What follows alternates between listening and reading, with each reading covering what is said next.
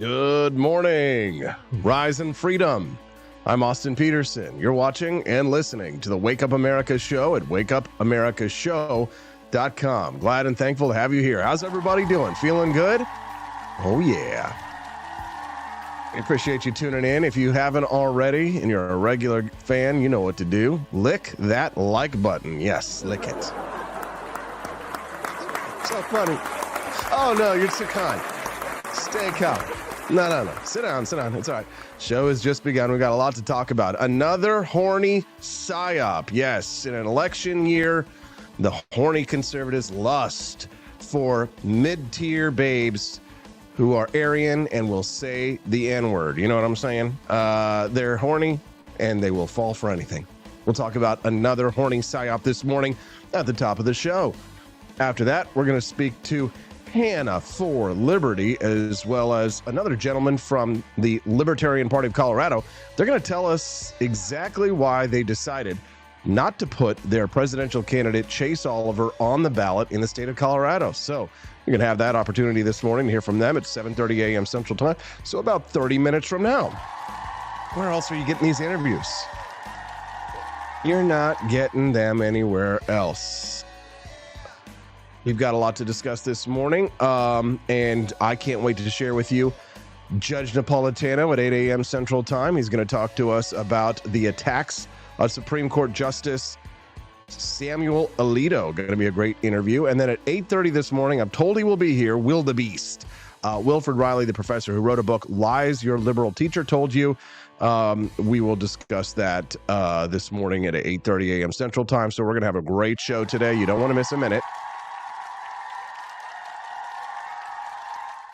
Where are you watching us from this morning? You can let us know when you send us a text at 573-319-1586. My recommendation to you is that you take that phone number, program it into your phone right now, and just type it in as like AP for Liberty or Wake Up America show or whatever.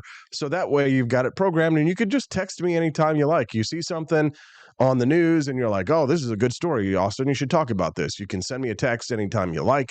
Or if you're like, oh, this person would be a really good guest for the show, you'll have the number programmed in there and we can just have a dialogue. There's about a dozen people who at any point in time during the day, on the weekends, they're just sending me text messages and we're having conversations and it's a lot of fun. So that phone number down there is for you to use to text the show at 573-319-1586. All right, another horny conservative psyop. We're going to get to that in just a moment.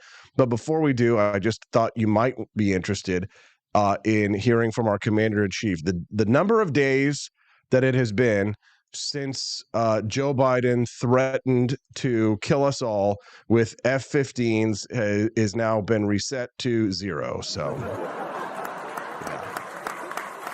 yeah. Unfortunately, the commander-in-chief really loves the idea of attacking his fellow American citizens with F-15s, all in his bid to, which is supposed to be like a joke that's meant to make us want to give up our guns. But whenever the president threatens us with F-15s, all it does is make me want to buy more guns. Give me more assault rifles. I wish I had an assault rifle, but all of my rifles are defense rifles. You know what I'm saying? Thank you. Well, you guys are really in a good mood today.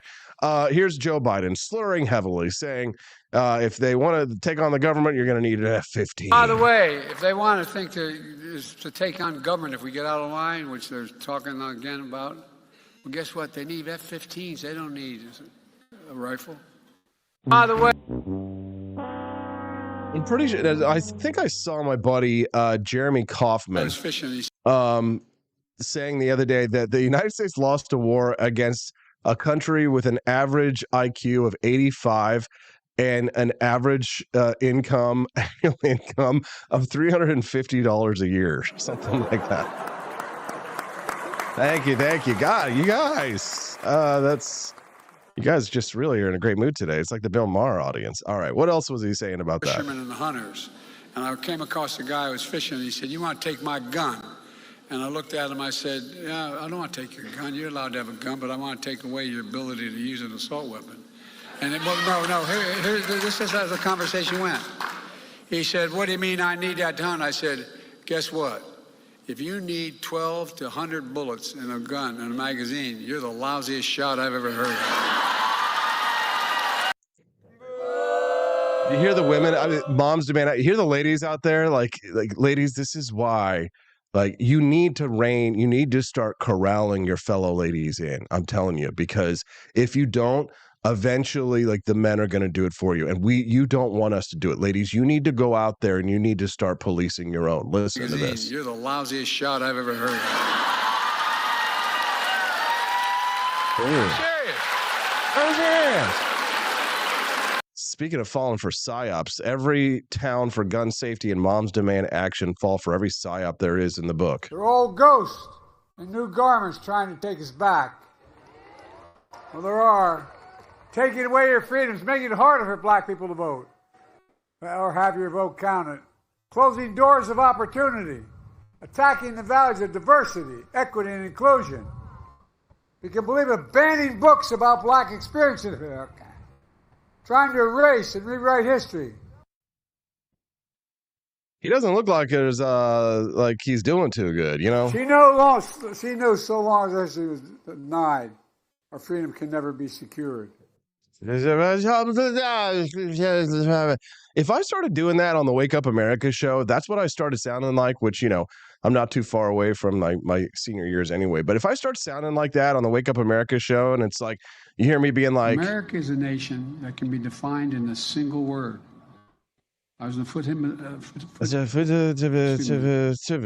Excuse me. You know, if that's what I start sounding like, it's time to call Steffi. Tell Steffi what's going on and say, hey, honey, it's time for Austin to retire.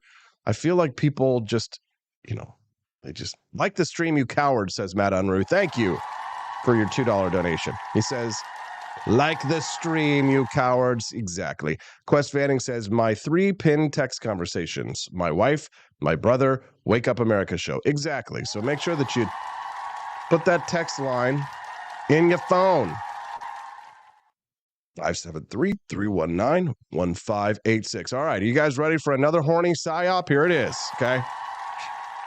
I saw this yesterday, and everybody's talking about it. Everybody is talking about it, so that's how you know it's a dirty, dirty psyop.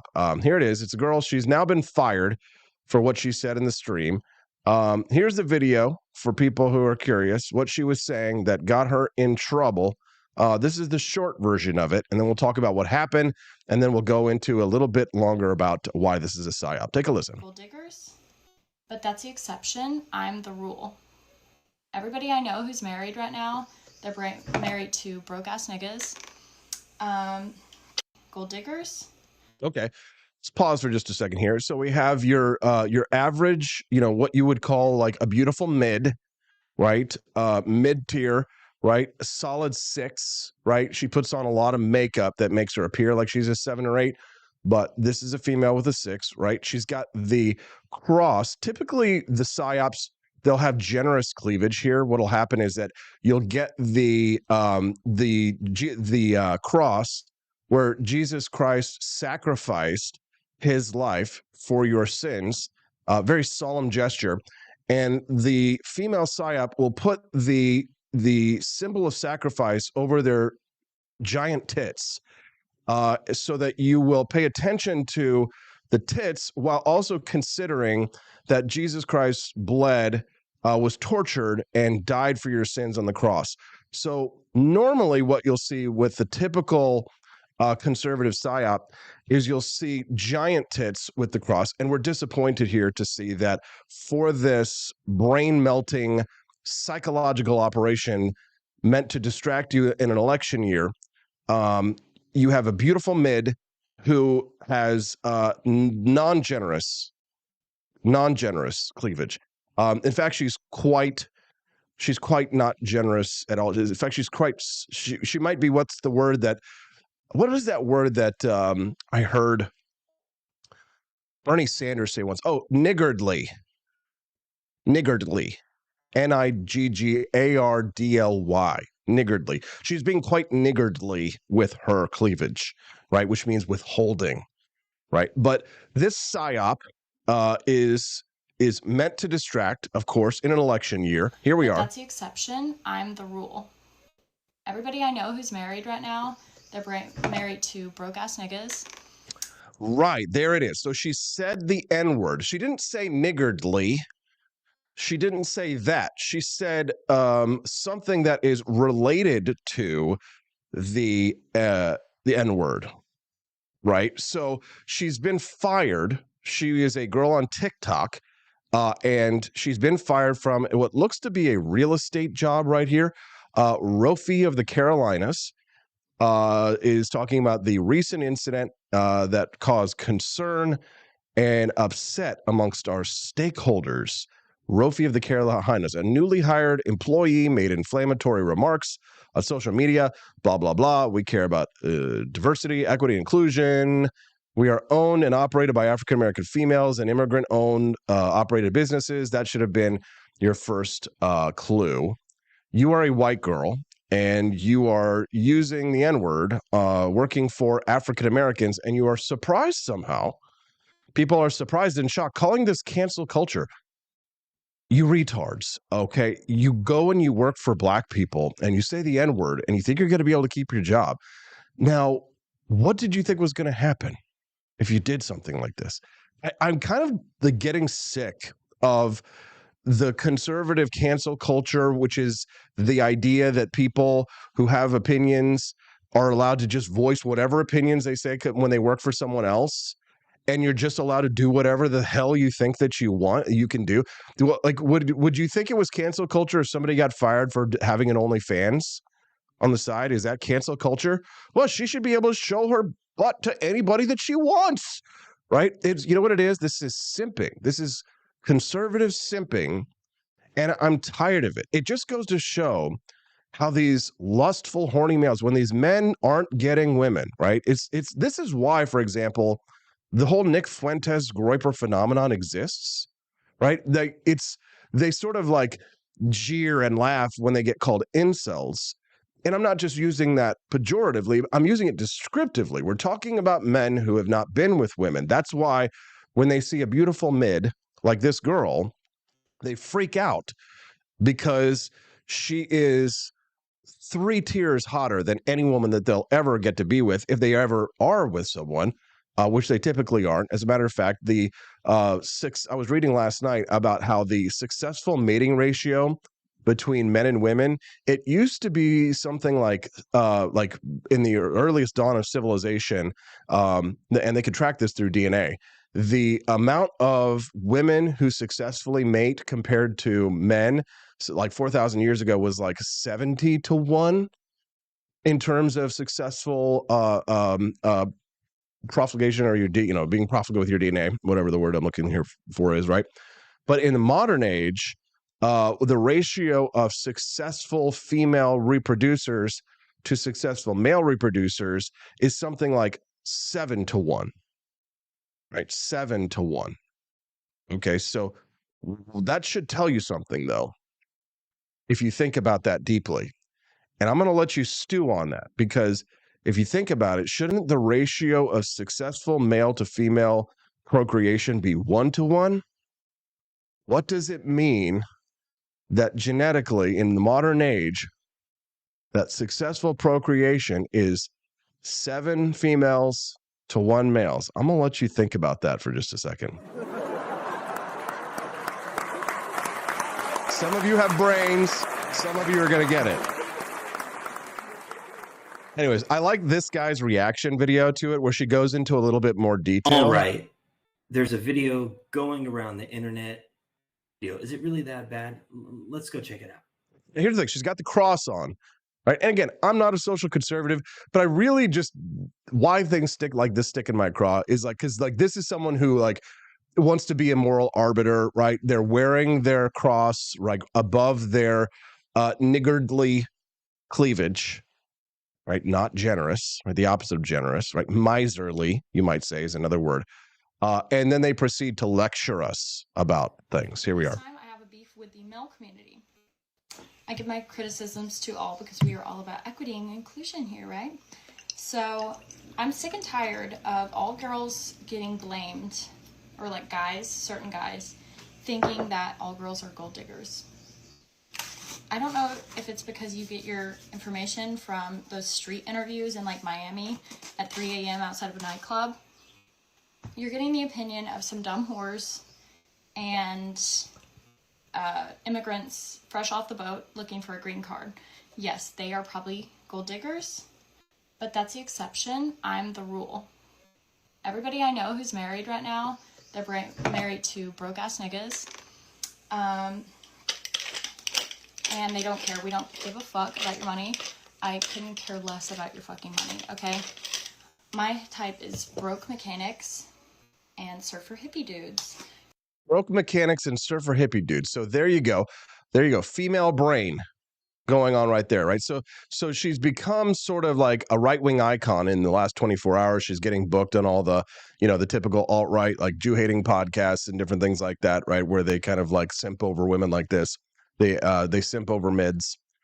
And it's because she is, hotter than any woman they'll ever get, and wears the cross above her niggardly, I said niggardly, cleavage, Niggardly. Look it up, right? Don't come at me just because you don't have a vocabulary. You know what I'm saying?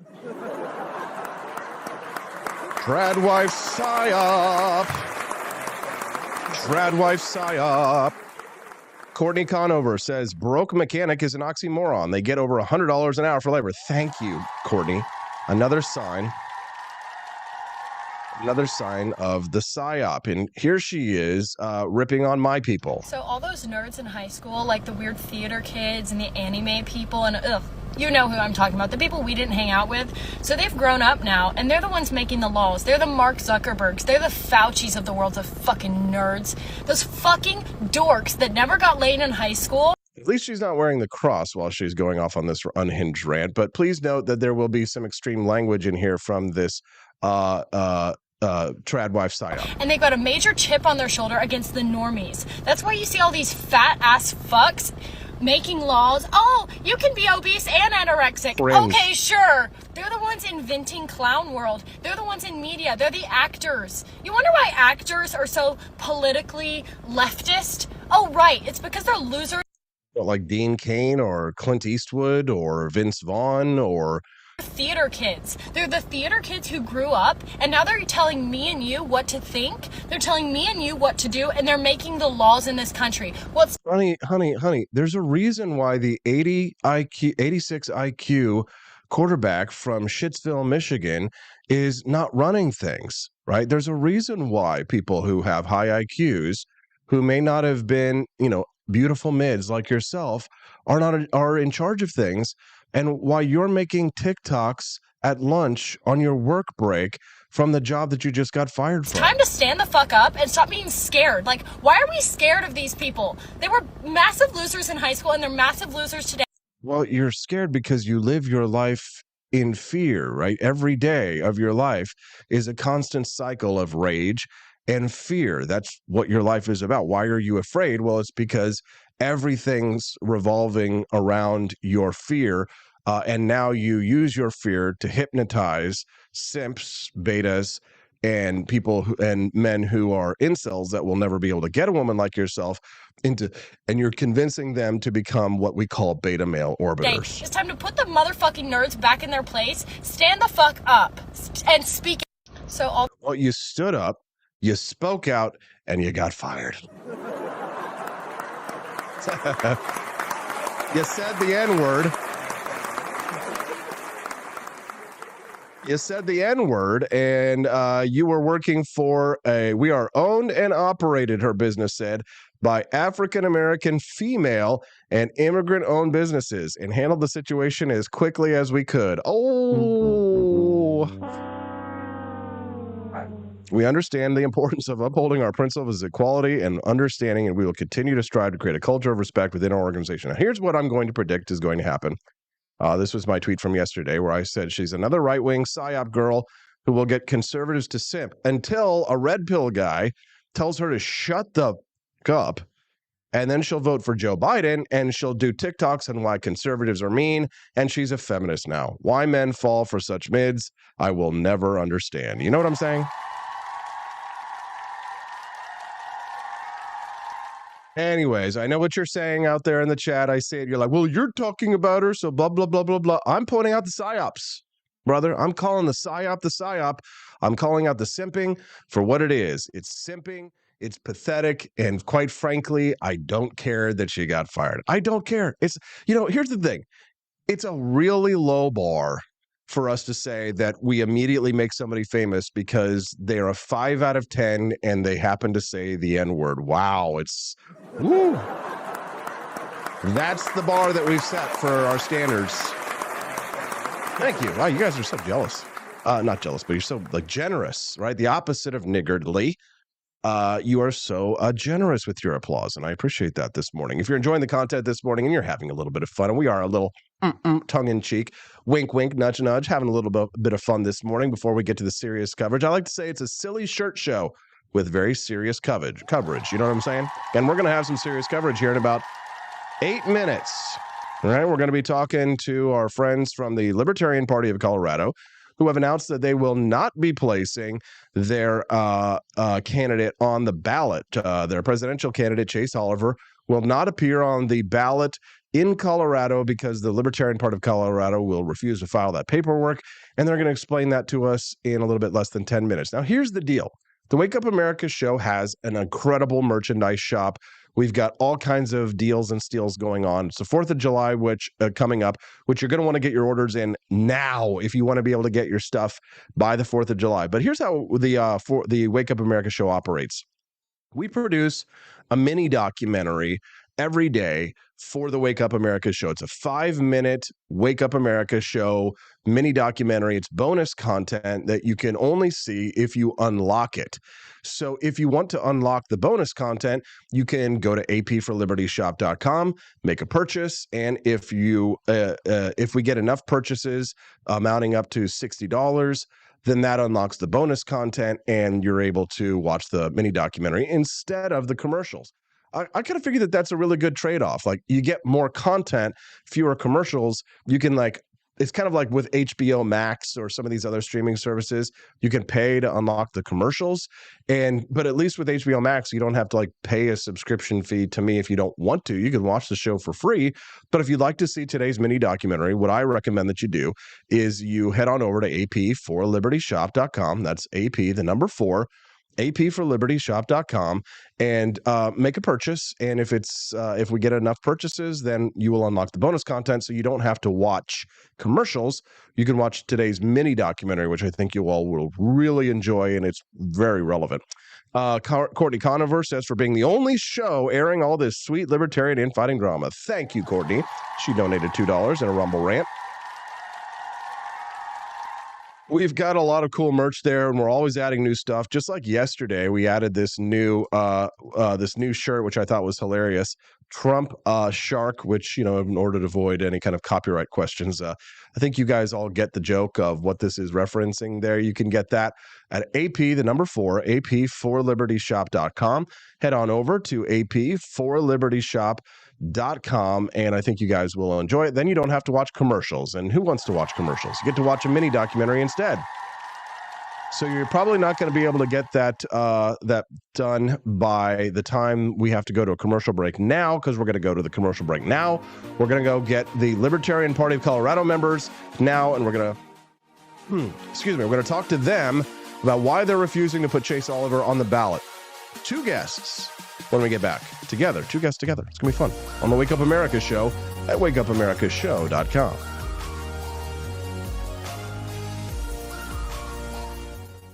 Cantina crew, this is Elon Musk, the CEO of Twitter. And I just want to say thank you for watching the Wake Up America show.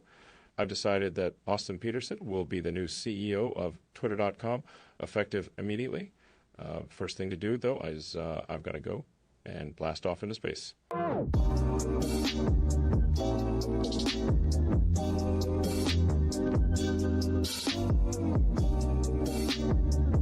If there wasn't going to be somebody who was a fiery champion of liberty, somebody who would get out there and who would be aggressive. And if they wouldn't do it with more fire or passion than I had, then I would go and I would fight this battle for us. I've fought for the principles that we all share. Parties tend to be secondary to me. We're here because we believe in the principles of liberty. I am not a perfect messenger, but I think I'm a damn good one. This is a replica of our first president's flintlock pistol. You have my full support, my respect, and my gun.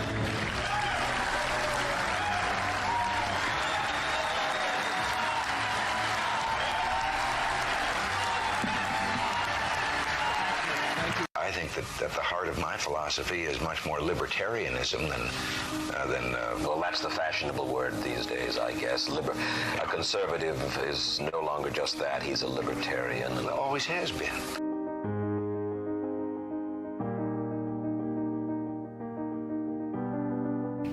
Yet any time you and I question the schemes of the do-gooders, we're denounced as being against their humanitarian goals. They say we're always against things, we're never for anything.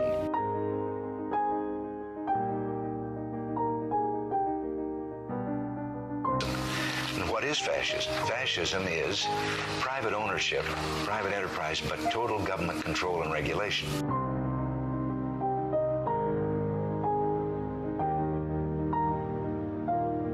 Well, the trouble with our liberal friends is not that they're ignorant. It's just that they know so much that isn't so.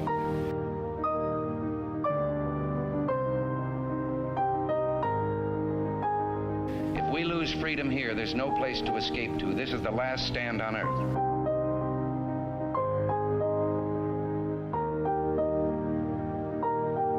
This is the issue of this election. Whether we believe in our capacity for self-government or whether we abandon the American Revolution and confess that a little intellectual elite in a far distant capital can plan our lives for us better than we can plan them ourselves.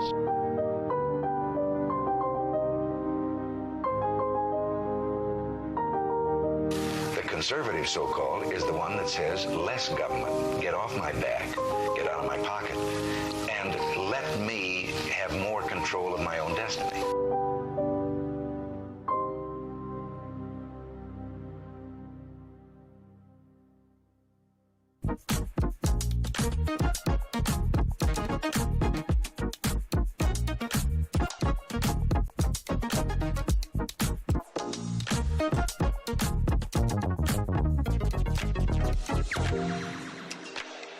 What would happen if I had to pick up the phone, call 911 for one of my family members or one of my neighbors? What would I do if no one was on the other end to respond? What if there was no 911? You can be a part of the solution. Anybody can be a firefighter. Male, female, younger, older. We have school teachers. We have leaders in business. Is me, you, anyone that wants to be. There is no typical firefighter. Do you hate the deep state? Do you reject the Antichrist in all his ways? Do you believe that aliens controlled LBJ to assassinate John F. Kennedy? Did you know that the shot can put chemicals in you that will make you more sensitive to 5G? Do you love America? Do you want more freedom? Do you like smoking hot red-headed libertarians? Then the AP for Liberty shop is for you! Check out all the awesome new merch and have a happy new year! Fight the deep state, reject the Antichrist.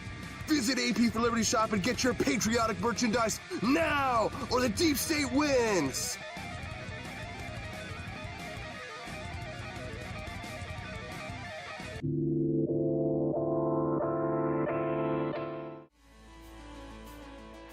Welcome back, Rise and Freedom.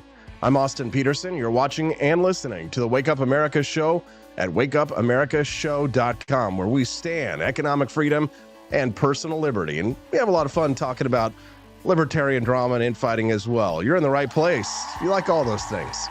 Thank you to Courtney Conover for that donation, as well as Drummer Goy as well. Don't forget, if we raise at least $60 today, you guys will get to see our libertarian mini documentary that we produce each day. And it looks like we're about $20 towards the $60 goal. So you got about an hour and a half left to raise that $60, so you don't have to watch those boring commercials anymore.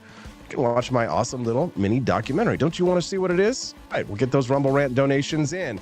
All right, it's time for us to talk about what's happening, the libertarian infighting. Well, what's nothing new under the sun, perhaps, but this time it's serious. Many of you know that in 2016, when I ran for president of the United States as a member of the Libertarian Party, that, well, there was some drama involving me getting booed for not wanting to sell the heroin to the 5-year-olds. Okay, well, the Libertarian Party doesn't seem to have cleared up the whole mess involving the rights of children.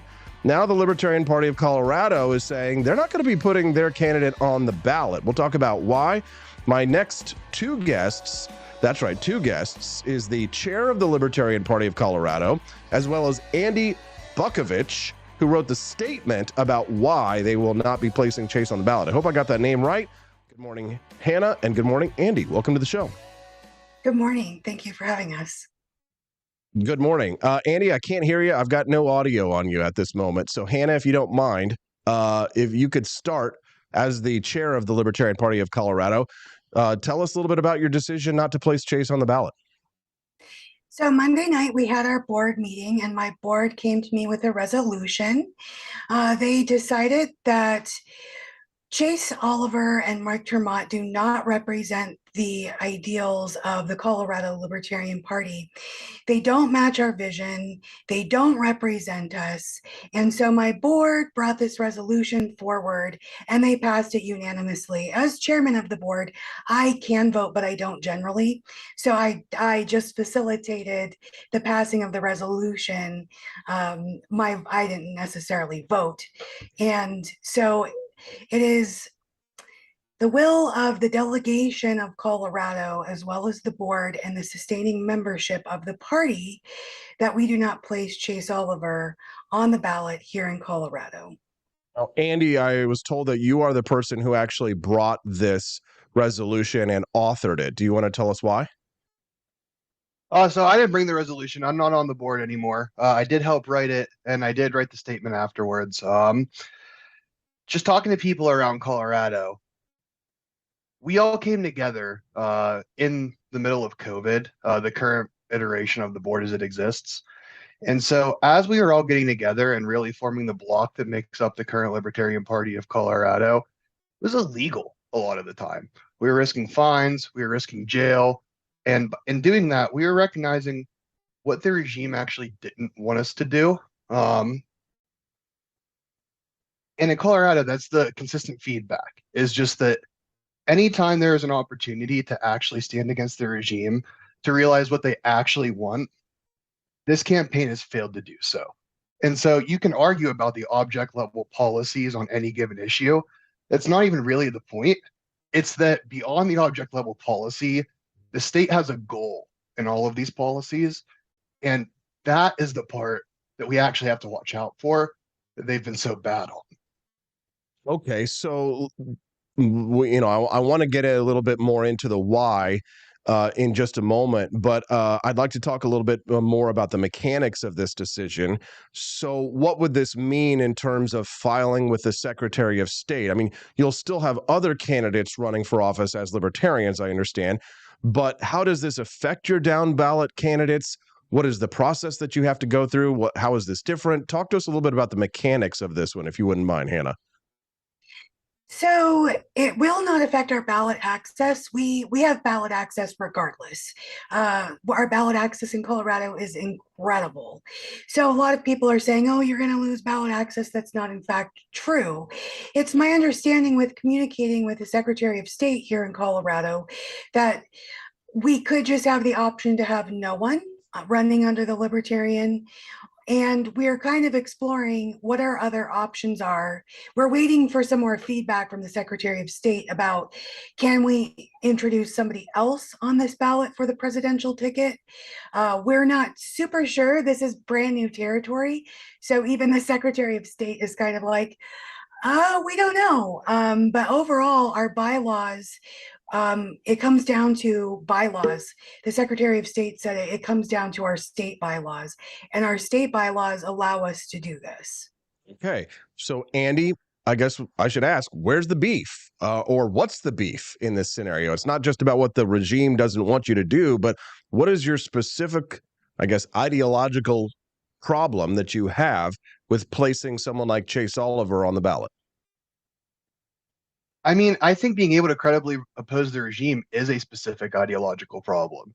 I think a routine psychological problem can be just as much of an issue as an ideological problem. On the trans kid stuff, we'll go from there for COVID. We can go down a laundry list of issues, but trans kid stuff, for example, the stance that there are decisions being made by parents and doctors that we want the government to stay out of is pretty libertarian on its face. But it falls into the same category of issue as every other one of these, where it's not recognizing the reality of what's actually happening and the vast network of government and non-governmental influences that are causing this to happen. And if you can't accurately identify the causes in real time, how are you supposed to actually ever push back? So what are the go ahead, Hannah, please. And that's a big deal. I mean, when we think about, Chase has said, the actual transitioning after 18, great, fine, whatever, I don't care. But he's like, for all of these medications, right? But it's not necessarily you and your doctor. It's you, your doctor, the pharmaceutical company that owns the government, that influences policy.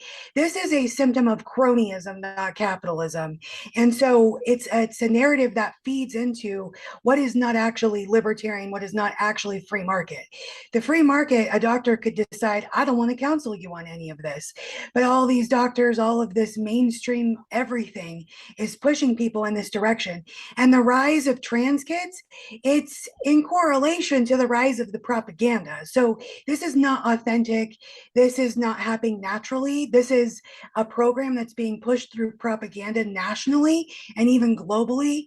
And we're seeing this huge rise, and it's this huge issue. And so it's a very naive position to be like, oh, well, it's just between parents and doctors. That's not at all who it's between. Fascinating. All right. So for our listeners who might just be tuning in, it looks like the numbers are on the rise right now. So I'd like to reset very briefly for those who might just be tuning in live, who are watching the Wake Up America show, perhaps for the first time. And I'm speaking to Hannah Goodman. She is the chair of the Libertarian Party of Colorado, and Andy Bukovich. He is the author of a resolution or a statement that was placed in the public sphere, stating that the Libertarian Party of Colorado will refuse to place their candidates, Chase Oliver, and their VP candidate, Mike Termott, on the ballot in contention for president of the United States. It's huge news, and it's a discussion that we're having right now about the specific reasons why they've decided to make this decision. So it appears as if the question of Chase Oliver and his position on, transitioning children using chemical castration, which he believes is not the proper and necessary role of government. Is this the primary ideological issue that you have with Chase Oliver, specifically that he does not believe that the government should prevent doctors and parents from castrating their children chemically? Is that the number one issue? No, I would say it's a symptom of the number one issue. If Chase were to say everything he's currently saying, but then on top of that, just recognize the web of influence that goes into it, it would be tough to agree, but at least we could trust him to, the next time the state sets its sights on something, identify that and oppose it. It is because he can't, either is unwilling or unable to recognize the giant web of influence that, like Hannah's saying, is both private and in the government, that goes into these decisions. That's what we can't have, or else we're gonna get into another BLM type moment as the election goes on this year, and we're gonna have candidates that fail to realize which side the regime is actually on when they begin to talk about things like this. Anna, did you want to add to that? It's incredibly important because the president or whatever of ticket, it becomes the face of the party for a very long time. So as the face of the party, you need to be incredibly solid on opposing government, right? And not in a soft milquetoast way.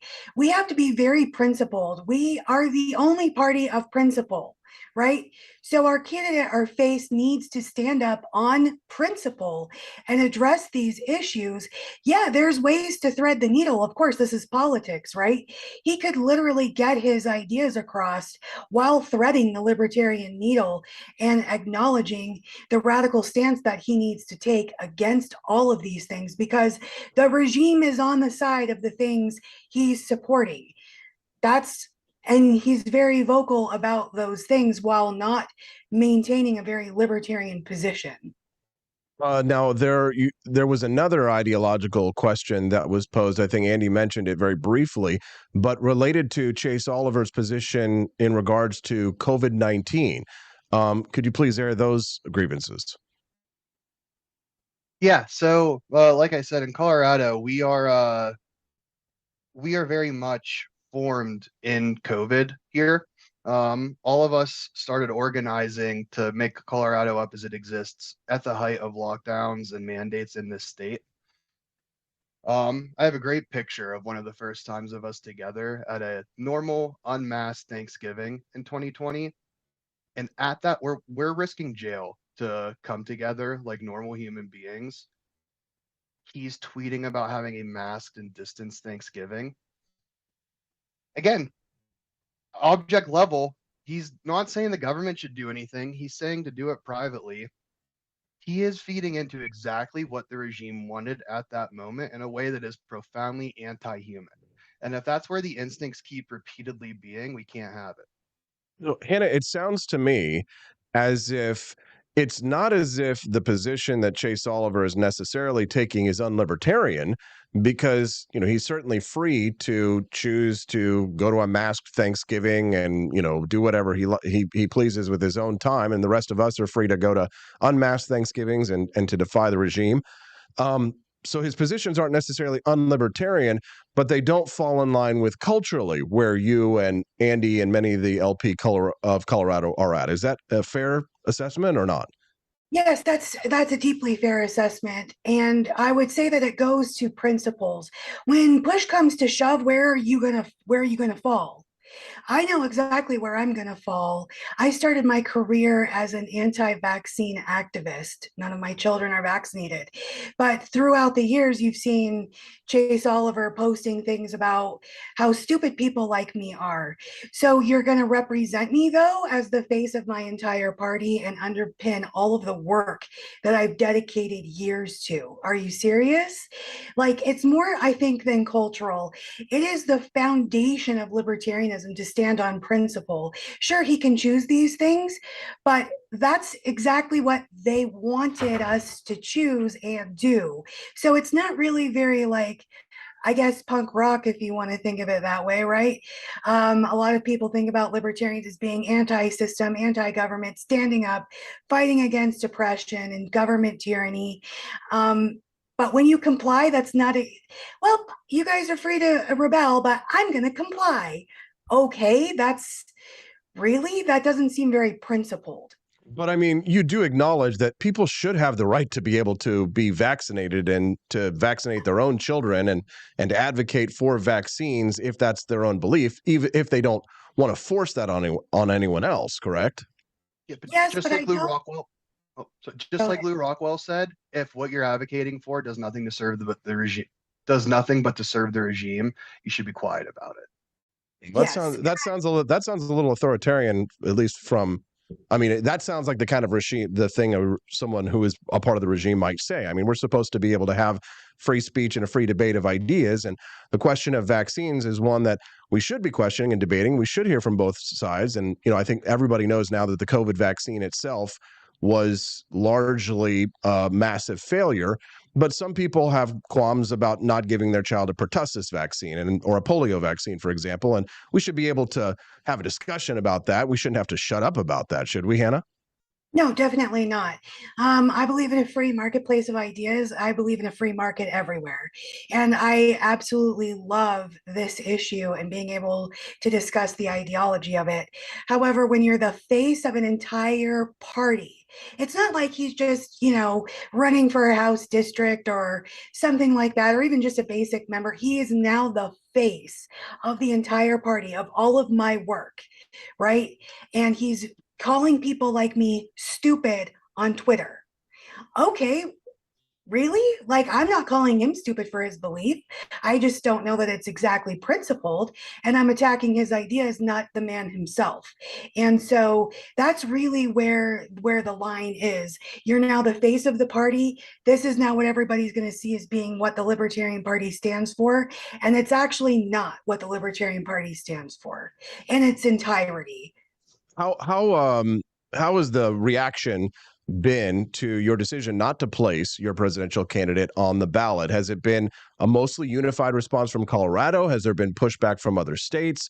Talk to us a little bit about the reaction to this decision. So I was actually really surprised. It seems like we're having more support than not. There are people in my party in Colorado that disagree with us. Karen Ann Harlow disagrees with this decision. She does not support it. Totally fine. And she's a sustaining member of the party. Obviously, she's very active, one of our faces there. But overall, we've been able to fundraise. I've raised almost $500 in 48 hours on this issue.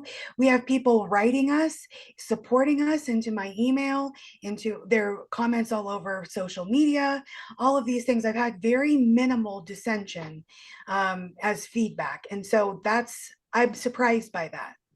Just want to clarify that in terms of state libertarian parties, $500 is fairly significant. Yes, it's not. I mean, but like raise $500 in 48 hours is just basic, non-known people, really. Now, I spoke to the chair of the Libertarian National Committee yesterday, Angela McCardle, and she's sort of stuck between a rock and a hard place, it appears, because on one hand, she has a fiduciary responsibility to the party. She has a legal responsibility to ensure that you follow through on placing the chosen nominee on the ballot. On the other hand, she seems to align with you somewhat ideologically. I can't say for certain she's being very sly, and that's probably wise when it comes to her views of Chase Oliver and Mike Termott. But I think you could probably sympathize with the position that she's in. Do you expect her to maybe get a little heavy-handed, maybe even throw a lawsuit around her too? I'm expecting lawsuits to start rolling in. So if people think that I'm not expecting the worst, I am. I'm definitely preparing for it. I already have legal counsel on retainer, so I'm prepared. We are definitely, this is the action my board wants me to take, so I'm going to see what I can do to make sure that we see it to its natural ends. We do have till September 6th to place someone on our ballot. So that's a lot of time. That's a lot of wiggle room. Maybe Chase Oliver's campaign decides they want to do 180 and work on it and hear our complaints and realize. So you're open to changing your mind. Yeah, I'm always open to changing I don't know about my board, but I'm always open to Our whole electoral strategy here is about doing what makes the most sense with the leverage that we have. Yes. Yeah. And so if that ends up being the case, that's a win, right? If he wants to double down and we really want to fight this out, I guess that's what we'll do. I'm here to facilitate the will of the board and the members of Colorado. That is my job. Okay. So what would it take in your mind? Like, what kind of a scenario could you imagine that Chase Oliver and Mike Termott, what could they say or do in your mind to probably change your minds and maybe even the minds of the people on the board that would reverse this decision and you would place him on the ballot? And how much time do you have to do something like that? So like Hannah said, we have until September. At minimum, we need to see the opportunities that you have to show that you understand what the regime is up to that are happening right now to be handled a little bit better. So the vice presidential candidate on that ticket, in the face of historically unprecedented lawfare that's like really no better than Soviet third world type stuff that's happening to our former president. I don't like the guy. I think he should be in jail, but not for insane laws that nobody has ever been charged this way for before. So in the face of that vice presidential candidate is making feeble jokes about how, oh, does this mean you won't be able to vote for the Oliver Termott ticket? Like, if they have their way, if the forces that are causing this to happen have their way, nobody will be voting for any tickets before too long. And we're making jokes. So just at a minimum, in real time, these things need to start being handled a little bit better.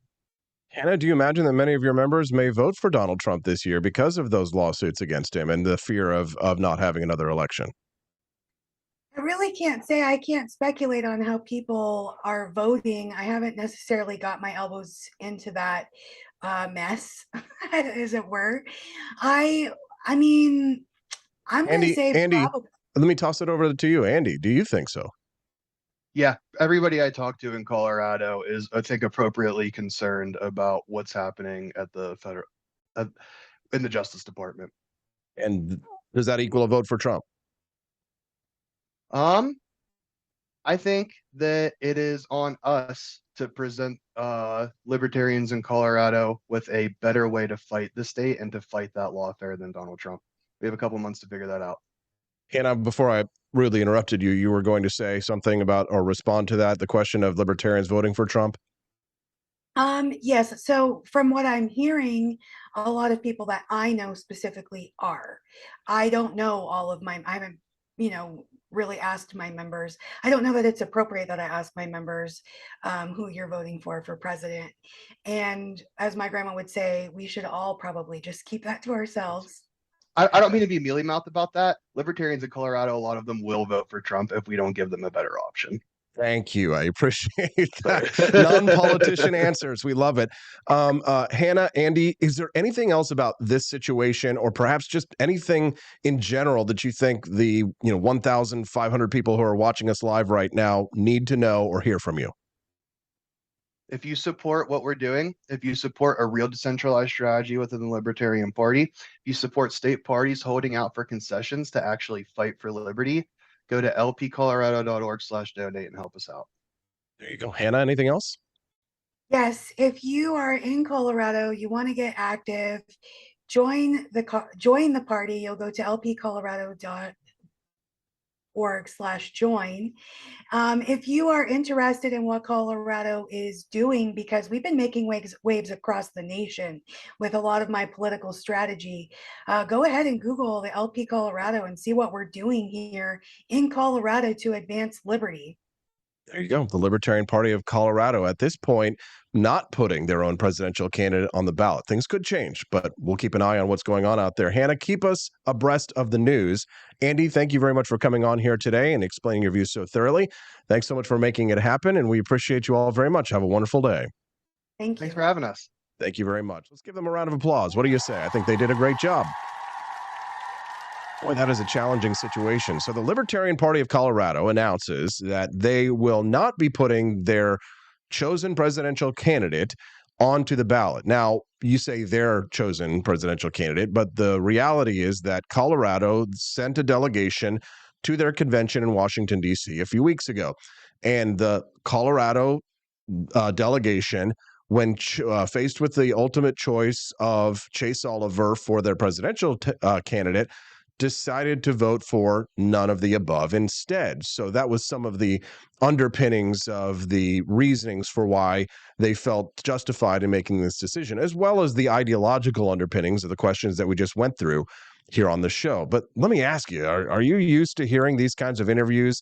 Do you get that kind of coverage anywhere else? If you are really grateful that you got to hear those kinds of views about what's going on in the seamy underbelly of politics, click that like button. And if it's your first time here, as I imagine the almost 1,000 of you who are here with us right now are here for the very first time, click that like button as well, because where else are you going to be able to get that kind of news talk? There's nowhere else that you're going to be able to hear these kinds of views or opinions but right here on the Wake Up America show. So the Rumble studio has provided me with an incredible little live read to do for you, but it looks like it's having a little bit of challenges here. I'm going to have to struggle to get this one out for you.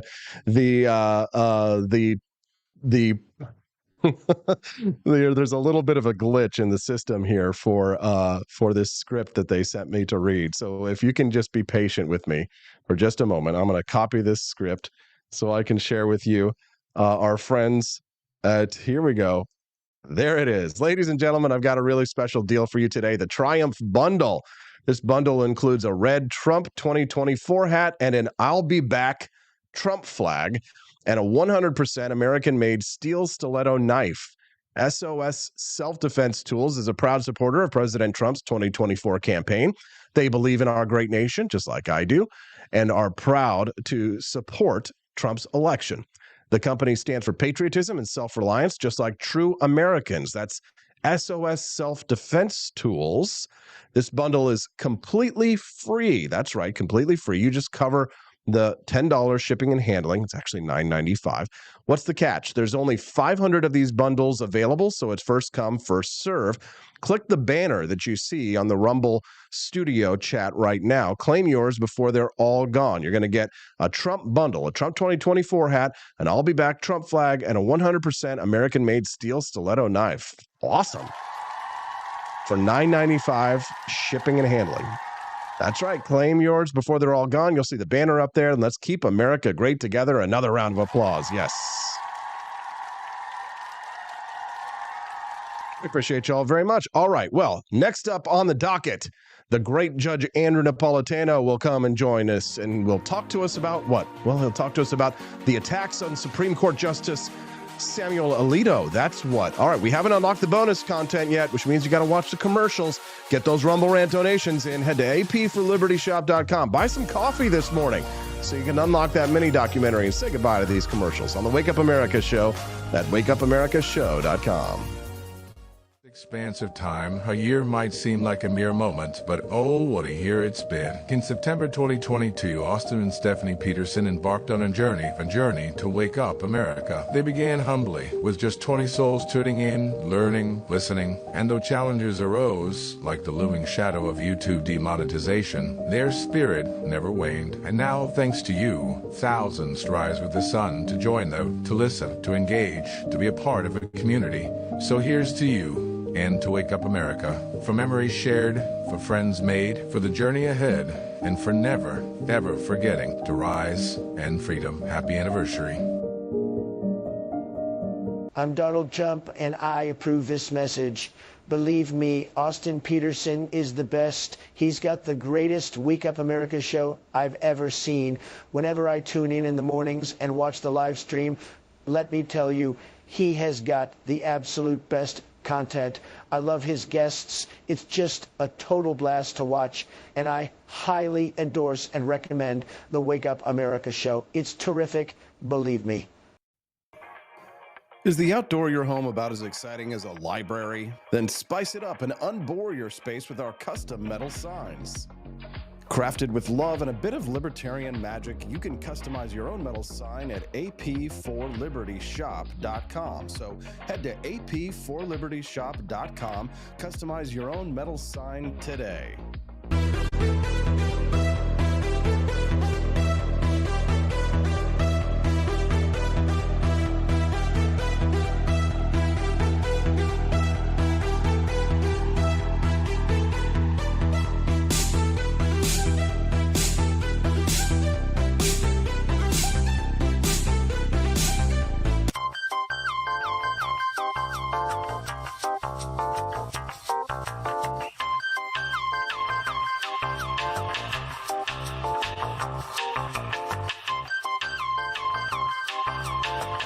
Welcome to a world of vocal discovery at Peterson Voice Studio.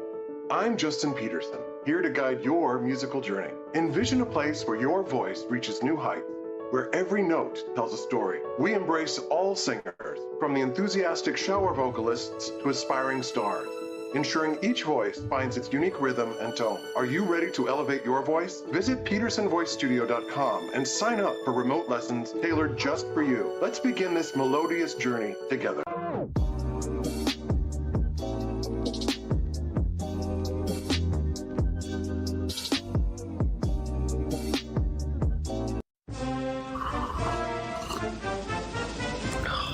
Tired of spending your hard-earned money on woke corporations that don't share your pro-freedom values? Fed up with sipping liberal lattes and progressive cappuccinos? Introducing Founding Flavors from AP for Liberty Shop. Get your day started with Washington's Revolutionary Roast. As robust and principled as the man himself, this blend is the shot of energy heard round the world.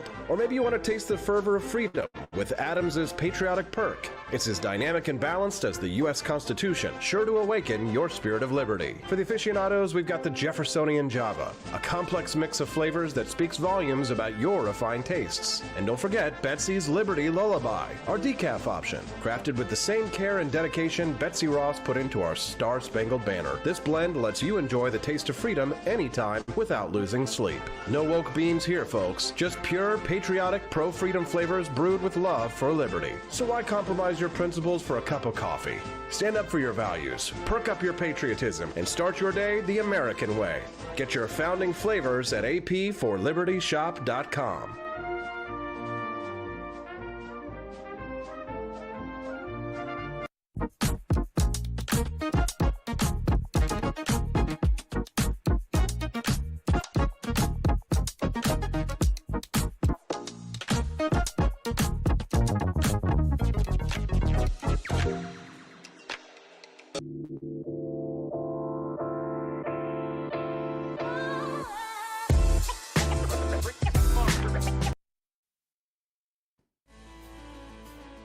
Welcome back to the Wake Up America show. I'm your host, Austin Peterson. Glad and thankful to have you here. It's nice to see such a big audience.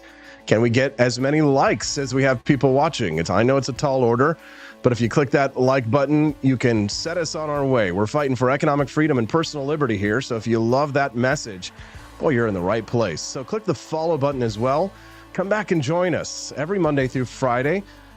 From 7 to 9 a.m. Central Time, the Wake Up America show streams live. We are all about freedoms here. And on Wednesdays, we like to elevate the dialogue, elevate the debate. We call it Big Brain Time, and there's really only one person that we like to brand this segment with. He's the biggest brain of them all. He's got his own Judging Freedom podcast. He's recently been the center of controversy involving international affairs, and I think it's because I think the feds are honestly terrified of this man as his audience grows to the biggest it's ever been. Bigger than when he was on the mainstream media.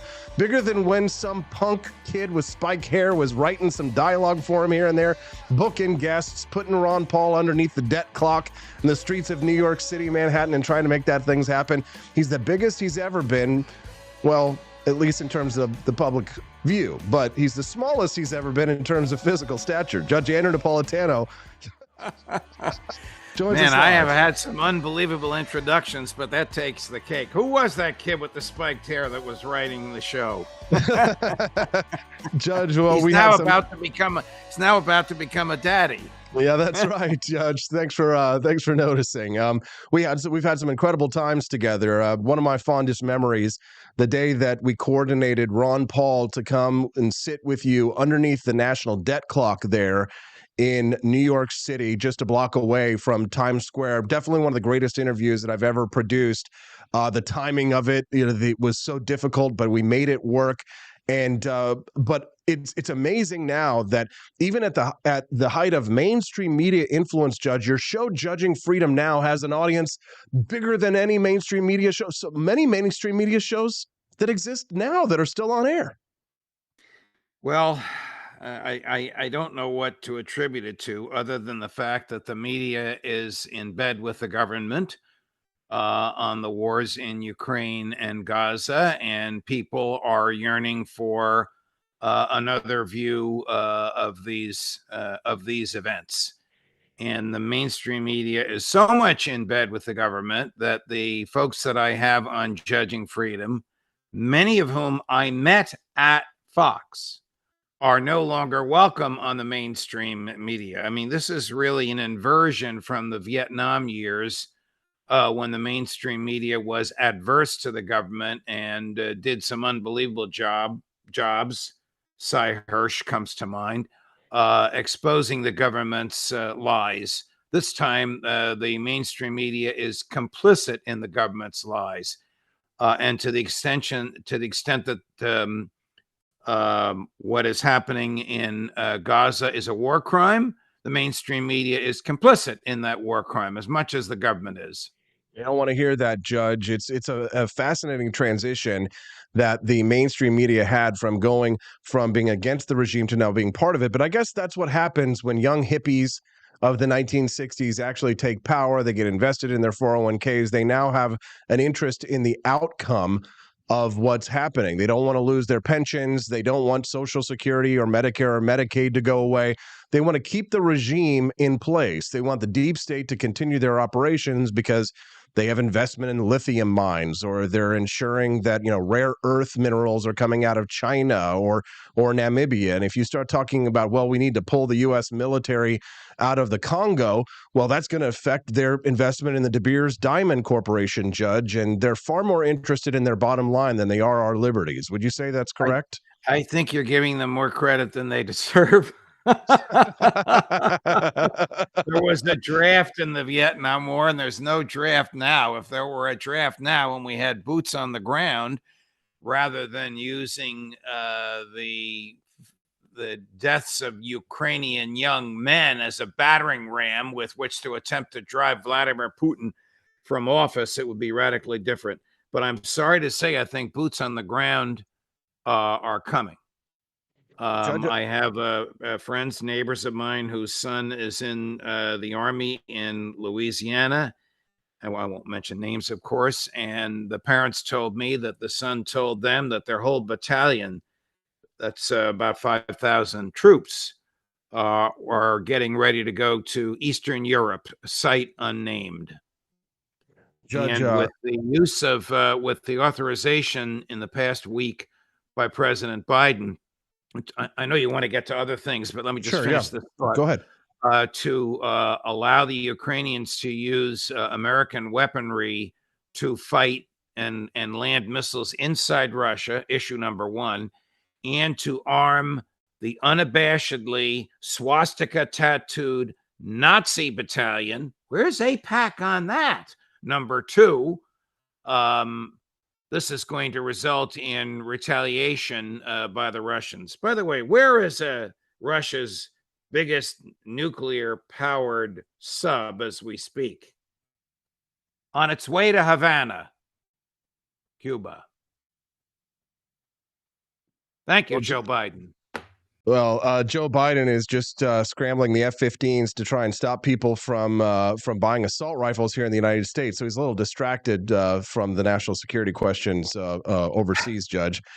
I'd like to talk to you a little bit about the lawfare happening here in the United States. What I described to you as the other day, the anarcho-tyranny, where the government tends to prosecute those who are against their political views and protect people who are for them. I think a lot of people were actually kind of surprised that there was a verdict that was reached against Hunter Biden, and for something that you and I don't think ought to be a crime, obviously. But do you think he actually serves any jail time for lying on a form for buying, a gun when he was high on drugs? Well, the statute has been declared unconstitutional by the Fifth Circuit. Now, the Fifth Circuit covers Kentucky and Ohio. It doesn't cover Delaware, which is the Third Circuit. So technically, the trial judge in his case is not subject to that ruling, but it's the only federal appeals court that has ruled on it. And I think if he appeals his conviction and challenges the constitutionality of the statute, that the Third Circuit will follow suit. But neither, Biden was prosecuted, the son, by the Biden DOJ to get heat off of the father. It was as much a political prosecution as the prosecution of Donald Trump. If Trump's name were Donald Jones, he wouldn't have been prosecuted for these bookkeeping irregularities. This goes back to basics and to natural law. For 600 years, going back to the English system, every definition of crime included the same word, harm. Who was harmed by what Donald Trump did? Answer, no one. Who was harmed by what Hunter Biden did? Answer, no one. He owned the gun for 11 days. He never even pulled the trigger, never even put rounds in it. Without harm, there is no crime. If there is no harm element to the crime, then the government can declare criminal whatever it wants, even if there is no harm. And that is the problem with modern day jurisprudence. It's known as positivism. The law is whatever the lawgiver says it is, as opposed to natural law, which articulates basic human rights from our humanity. And the linchpin for prosecuting someone under natural law is that the person has harmed the natural rights of somebody else, something neither Donald Trump nor Hunter Biden has done. Judge, I'm reading this story from the New York Post yesterday. The title, Hunter Biden Jurors Sound Off on Why Calling His Daughter to the Stand Was a Critical Mistake. What was your reaction to that? You know, jurors have, judges hate when jurors give interviews, and I have lived through this myself in my years on the bench. But I would always tell them, you have free speech rights. You may be inviting a Pandora's box on you. You know, 99% of the cases you try, there is no public interest in them, but occasionally there is public interest in the trial or in the defendant. There's enormous public interest in this one.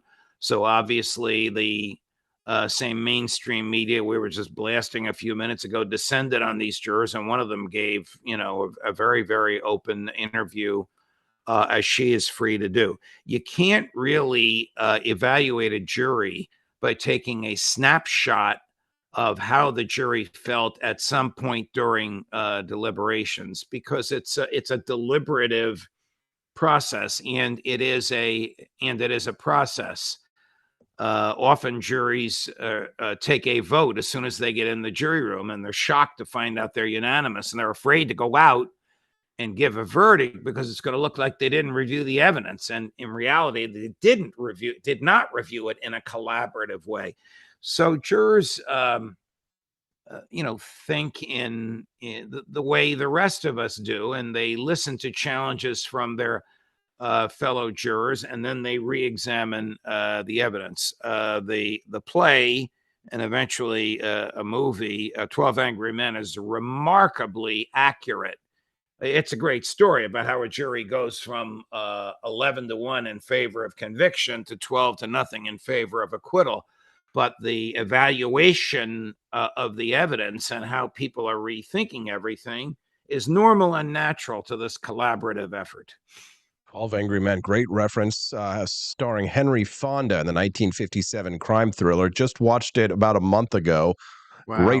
Great film. Loved it. Oh, yeah. I think Lee J. Cobb himself is in that. The great actor and teacher is in that movie also. And there's a newer version where George C. Scott plays the Lee J. Cobb role. The Lee J. Cobb role is the guy that wants to convict everybody, and the Henry Fonda role is the guy who said, well, let's look at the evidence. Love it. It's a great film for those who are interested in sort of a little entertainment surrounding the American legal system. But the legal system has changed a lot, Judge, and certainly so has our ability to examine it. I'm reading this story in the last couple of days. I mean, the left is on the hunt for Justice Alito because of what I would consider to be manufactured political scandals. I'd like to get your take on a couple of things regarding Justice Alito. One, do you think it was problematic at all that during the January 6th trial that he was flying an American flag upside down, or that he flies a patriotic flag, an appeal to heaven, which they now, or the left is now saying is Christian, a symbol of Christian nationalism? I'd like to have you respond to that, and then talk a little bit about this recording that was made by a leftist journalist who is saying that it's scandalous that he suggested that one side or the other, the left or the right, is going to win. There can be a way of working, a way of living together peacefully, but it's difficult because there are differences on fundamental things that really can't be compromised. So talk to us a little bit about your thoughts on, the left demanding his recusal because he flies an upside down American flag and patriotic Christian flags, and then this attack piece, this hit piece that was done on him by liberal filmmakers, if you will. Well, I must start with full disclosure, and that is that he and I have been friends since we were 18 years old. We were classmates together at Princeton University for 4 years. We were in Army ROTC together. In fact, I was his commanding officer. There's a picture somewhere of the great Sam Alito in military uniform saluting me because I was at that moment in our lives his superior. The Sam Alito that I have known for 55 years is somebody with whom I disagree on many, many first principles, but whose intellectual honesty and whose brilliance I will not question. I mean, we studied the Constitution together at Princeton under the great Professor Walter Murphy. Murphy held the chair that is now held by Robbie George and which was once held by, of all people, Woodrow Wilson. This is the most prestigious chair in constitutional law at any university anywhere in the United States.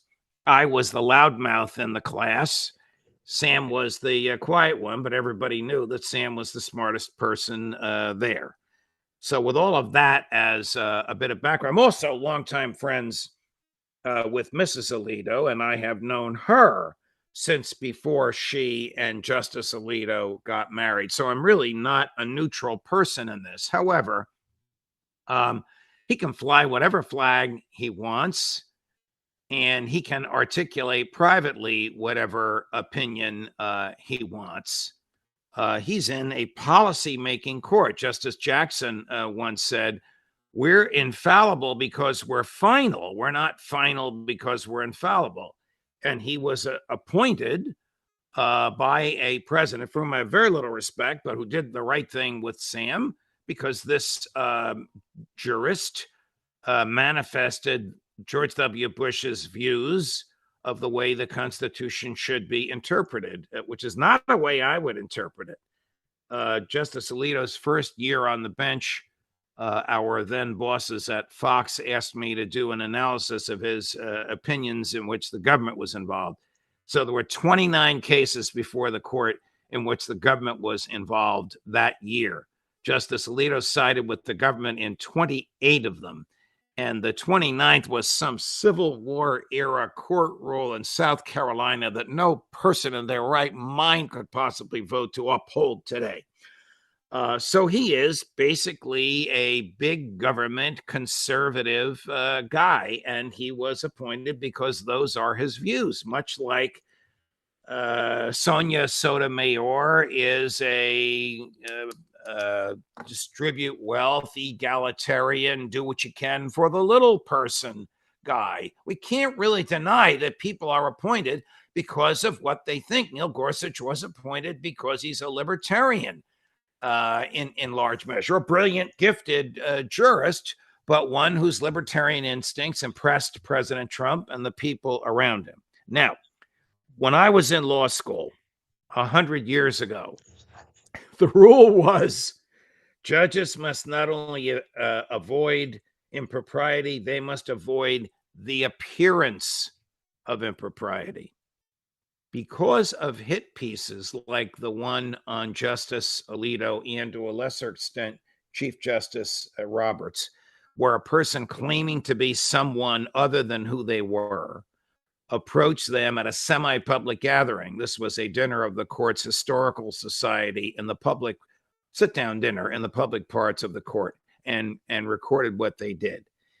And because Justice Scalia broke the cardinal rule of judges should not attempt to affect public policy by any means other than their rulings. And he did so by being the first jurist on the court to give public interviews. Because of the confluence of those events, the ABA dropped the appearance of impropriety rule, which allowed judges to a limited extent to engage in extracurricular expression of opinions, as Justice Scalia did many, many times in the speeches and interviews he gave, and as Justice and Mrs. Alito have done with their flags, and as Justice Alito did in this conversation. Does it affect his intellectual honesty? Not one bit. Does it affect his thinking? Not at all. Does he care what people think? Absolutely not. Does it lock him into some set of values which, if rejected in some legal opinion, his supporters will come after him? Well, that's why he has a lifetime job, so he doesn't have to worry about that. Bottom line is he's not going anywhere until he decides it's time for him to go, or nature intercedes. And this is nothing but a hit job on somebody who undermined the left's favorite right. They call it a right. It's not a right, which is the ability to kill babies in the womb. Now, having said that, I profoundly disagree with the Dobbs opinion. A question: when were there more abortions, under Roe v. Wade or under Dobbs? Answer: under Dobbs. I would have argued that the baby in the womb is a person and therefore entitled to the protections of the 14th Amendment. He probably couldn't get 5 votes for that. That's great stuff, Joe. We appreciate, Judge, and we appreciate your guidance on this one. Your pro-life values really shine through and help us through a legal understanding of how we should fight for these values. I've got a couple more questions that I have related to the Supreme Court, Judge, and a little bit less than 10 minutes to hit these. One was the accusation by Alexandria Ocasio-Cortez, who says that dark money sways the Supreme Court. She says that there is an ethics crisis, and her quote is, "The fact that millions of dollars of undisclosed gifts are funneling directly to the conservative justices is in and of itself a crisis." What's your response to that? I don't think it's a crisis at all, and I think her numbers are off. I know Justice Thomas legally and ethically accepted a lot of gifts from one person. I don't think that person influences Justice Thomas's thinking at all. Justice Ketanji Brown Jackson accepted Beyonce tickets, apparently from Beyonce herself. I didn't know the two of them were friends. I'd like to see them together on a stage. I'm a fan of Justice Ketanji Brown Jackson because on civil liberties, Austin, she is 110% with us. She's not come on. a lot of other things. Come on, Judge. You know that the left would destroy our civil liberties as soon as they actually had power. But I mean, they talk a good game. And sometimes, it's funny. You can actually see who really does have principles more on the court, I think, than you can in the legislature, because the way that votes are structured, sometimes you're voting on a bill that will have something great in it, and then it'll have a poison pill, but your legacy will be tarnished by the poison pill. Correct. But when a judge makes a decision, they can explain thoroughly why they're voting for something and why they're voting either way. So it's a little bit easier to suss out someone's true feelings or beliefs if you're a judge, correct? Yeah, one of my favorite dissents is dissenting from an Alito opinion, which allowed somebody to be prosecuted a second time for the same crime. 7-2, saying it was not double jeopardy. I won't get into the reasons why he said that. I just want to tell you about the dissent, because it was 2 justices. The dissent was written by Neil Gorsuch, and the concurrence in the dissent, who also signed the dissent, was Ruth Bader Ginsburg. They both, of the most libertarian and the most progressive member of the court, both looked at the prohibition against double jeopardy in the same way. That, to me, is profound intellectual honesty, which from time to time you get on the court. Now, back to AOC. I mean, I think she's wrong if she thinks that the gifts that Justice Thomas is getting affect his rulings, and his rulings are done to please the donor. I think that's absurd. He's been ruling consistently with the consistent jurisprudences before he even met this fellow, whose name is now escaping me, some Texas billionaire. Judge, one last question before we let you go. Vox News is writing an op-ed saying Justices Sotomayor and Kagan must retire now. They're begging the justices to learn from Ruth Bader Ginsburg's historic mistake. There's not really a question of principle here so much here as there is one of tactics. It must be interesting to be in a situation like that, Judge, where you think, I mean, let's be honest, look at how old Biden is. He probably thinks he's going to live forever because he's running for office again. But I mean, talk to us from your view as a judge. You kind of have a 10,000 foot view of this one. I mean, if you're in Sotomayor, if you're in Kagan's steps. You don't want to give up your legacy. You don't want to walk away from it. You want to be like Ruth Bader Ginsburg and you want to die in the spot, but then you screw your team over politically. It must be a difficult decision to make about whether or not to step down. What's your take on it? Yeah, I'm sure it is very, very difficult. And, Ruth Bader Ginsburg died, I think, in September of Trump's last year in office. She probably thought she would make it another 3 or 4 months. And then they very, very, very quickly got Amy Coney Barrett, then Judge Barrett, confirmed. I would imagine that Justices Kagan and Sotomayor, though frustrated at the outcome of many of their opinions, are delighted at the jobs that they have and the influence that they have. The court doesn't always think in terms of opinions. Like the Catholic Church, it thinks in terms of centuries.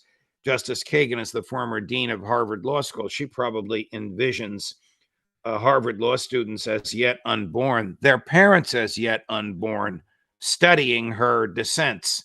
And I would imagine Justice Sotomayor feels the same way. I don't think you're going to see an October surprise with the two of them leaving so that Joe Biden can replace them with jurists who are half their age. There have to be confirmation hearings too, Donald right? Trump is reelected. Are you going to hear the same thing from conservatives about Sam Alito and Clarence Thomas? I mean, maybe. I mean, at some point, you got to ask people to take one for the team in order to protect our liberties. But, people don't like to do that. They have their egos and they have their careers and they don't want to do something that might actually be in the best interest of their team. But it's hard to say. Well, you know what? People plan and God unplans. Judge, tell us about your great show, Judging Freedom, and who you have coming up. I've had a lot of my heavy hitters already this week, Scott Ritter and Colonel Douglas McGregor and Professor Jeffrey Sachs. Today you'll be interested in this young man. He draws a good number of views. Kyle Anzalone from antiwar.com, Phil Giraldi, whom I absolutely love, 40-year career in the CIA, now exposes all of its excesses, and somebody else you'd love, Aaron Matei, a great, gifted journalist who exposes the media's perfidy by being in bed with the government. Tomorrow, I have 2 heroes to libertarians, 3 heroes, Professor John Mearsheimer, the great Pepe Escobar, and Max Blumenthal. Quite a lineup, Judge. Quite a lineup. This is why if you had gone to the airport the other day, the feds would have stopped you as well. They don't like what you're saying over there. You know that I keep getting inquiries from Russian media. Judge, set the record straight. Were you kicked off the plane or weren't you? And I'm going, I wasn't even at the airport. You probably should have gone, Judge, because then you could have had a great picture and a video of you getting nabbed by the feds, and then you would have gotten twice as many viewers on your next live stream. You got to figure out how to become a grifter, Judge. Do you know what a grifter is? I know what a grifter is. I've put grifters in jail in my prior career. We're planning another trip to Russia. I'll let you know when. All right. Judge Andrew Napolitano, host of the Judging Freedom podcast. Follow him all over the internet where you can find your mobile devices. And then, of course, his weekly column at judgenap.com. Thanks, Judge. Talk to you next week. All the best, Austin. Thank you. Thank you very much. All right. Give him a round of applause. Funny stuff. Okay, we're running a little behind. I got to go at Wilfred Riley. He wrote a book called Lies Your Liberal Teacher Told You. Here's the thing. We got to go to commercial break because we haven't unlocked the mini documentary. If we don't unlock it by the end of the show, that means it goes away forever. And I know you're not going to like that. You want to see today's 5-minute mini documentary about libertarian concepts that are changing the world. I know. Shut up, Michael Scott. So get those Rumble Rant donations in, or go to ap4libertyshop.com. Go buy some coffee or buy yourself a Trump t-shirt or whatever you like over at ap4libertyshop.com. And if we hit $60 by the end of the show, you'll get to watch today's mini documentary when we get back on the Wake Up America show at wakeupAmericaShow.com. See you later. Be right back. Got to run. I'm late. An engaging website to boost your business? You're just a click away from 5-star Fiverr talent. Hundreds of freelancer skills like web design. Head to Fiverr.com today and get something started. American conservatism is distinct, like America is distinct from the United Kingdom. American conservatism's roots comes out of the Wild West, out of pioneerism. The difference between American conservatives and European conservatives is that Americans are cowboys. We are that God, guns, gold, and girls. It's wild here, and we should stay that way. We shouldn't allow a European version of conservatism to come and infect us here. We like it wide open spaces here, you know, deep in the heart of Texas and all that.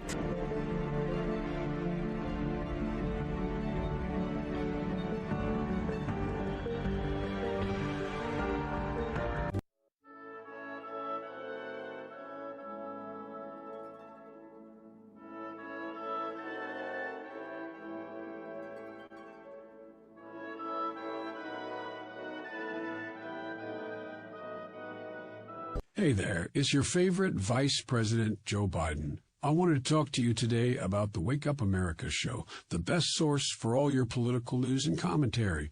But before I get started, let me just make sure I have all my notes in order. Okay, where was I? All right, the Wake Up America show. It's a great way to stay informed and make your voice heard. Boy, what was I saying again? Oh, right.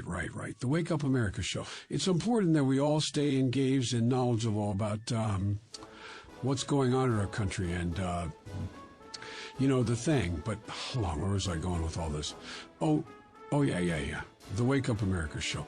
It's a fantastic resource. And if you really want to make a difference, man, you can sign up to be a monthly donor at wakeupAmericaShow.com/support. Now, where was I? Oh, that's right, the Wake Up America show. So if you want to stay woke and support a great cause, head on over to wakeupAmericaShow.com/support and sign up to be a monthly donor today. And if you're feeling generous, you can even give a donation in my name. Thanks for listening, and keep on keeping on, America. Come on, man.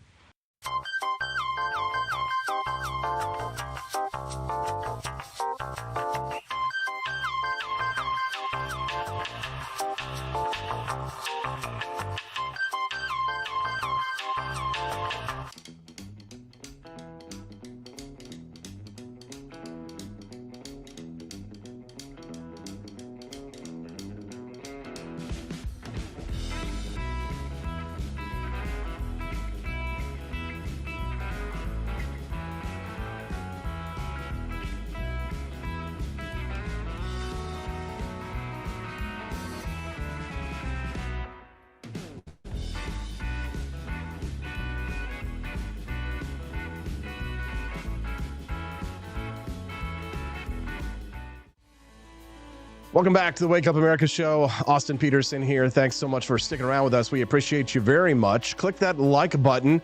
And if you've been enjoying the content that you've been viewing so far today, I know that for the 1,000 some odd hundreds of people over there on rumble.com, many of you are joining us for the very first time today. And if you're liking the show, the follow button is right there. What do you got to do? You just got to click that follow button, and then you can find us again easily tomorrow morning. But the Wake Up America show is a 5-day-a-week tour de force of economic freedom and personal liberty. It's a freedom extravaganza, fun, serious coverage, but silly shirts, as you can see. So join us every Monday through Friday from 7 to 9 a.m. Central Time, and we'll be glad to make friends with you. All right, well, as you can tell from the shirt that I'm wearing, I am a child of the 1980s to 1990s. I didn't live through the hippie era, but honestly, I'll be real with you.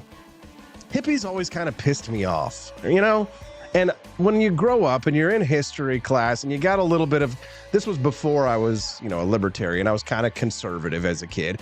You're reading the history books, and they're talking about how Richard Nixon, Watergate, Vietnam War, and you're kind of like, well, wait a minute, wasn't there anything else to this Republican president? And they're like, no, man, the hippies, they just wanted freedom and free love, man, and they were protesting against Richard Nixon. And I was like, wait a minute, Richard Nixon didn't start the war in Vietnam. If you visit the wall in Washington, D.C., you'll see that the first casualties that were reported in Vietnam or way back in the 1950s.